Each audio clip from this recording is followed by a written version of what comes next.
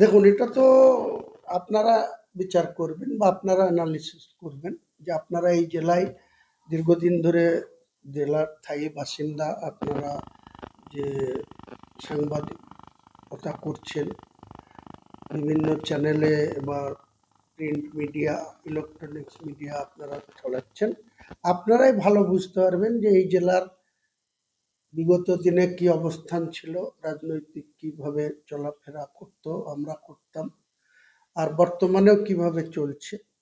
কিছু সুবিধাবাদী তাদের নিজের স্বার্থ পূরণ করার জন্য, কায়েম করার জন্য অনেক কথা বলছে, অনেক আমাকে নিয়ে সম্মানহানিকর কথাবার্তা বলছেন। তা না হলে আপনি ভাবতে পারেন যে বিরোধীরা যেটা কোনোদিন করেনি।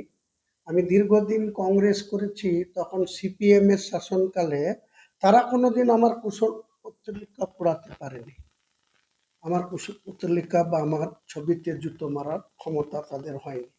কিন্তু দুঃখের বিষয়, এই যে ভরতপুর ওয়ানের ব্লক সভাপতি নজরুল ইসলাম টার্জেন, তার নেতৃত্বে সেখানে আমার ছবিতে আমাকে তৈরি করে কুশল পত্রিকা পোড়ানো হয়েছিল, আমার ছবিতে জুতো ঝাঁটা দিয়ে মারানো হয়েছিল।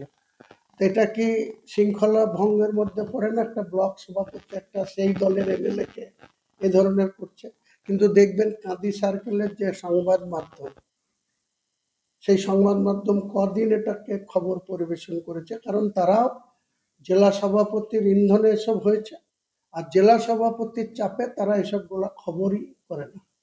এটা তো বাস্তব, আপনারা ভালো করে খোঁজ নেন যে আমার মতো লোকের কুশপত্রিকা পোড়াচ্ছে, আমার মতো লোকের ছবিতে ঝাঁটা জুতো দিয়ে মারাচ্ছে। এত হিম্মত মুর্শিদাবাদের কোনো রাজনৈতিক দলের নেতাদের আছে? কিন্তু আমার স্বদল বলে আমি এটা বরদাস্ত করেছি। এটা যদি বিরোধীরা কেউ করতো, আমার 1 ঘন্টা 2 ঘন্টা সময় লাগতো এটাকে মোকাবেলা করতে।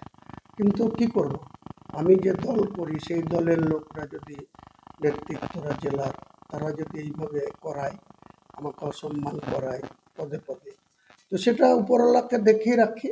উপরওয়ালা যা বিচার করবে, মান রাখারও উপরওয়ালা ব্যক্তি, আর যদি অসম্মান করার হয় সেটাও উপরওয়ালা ক্ষমতা, এটা দেখিয়ে রাখি।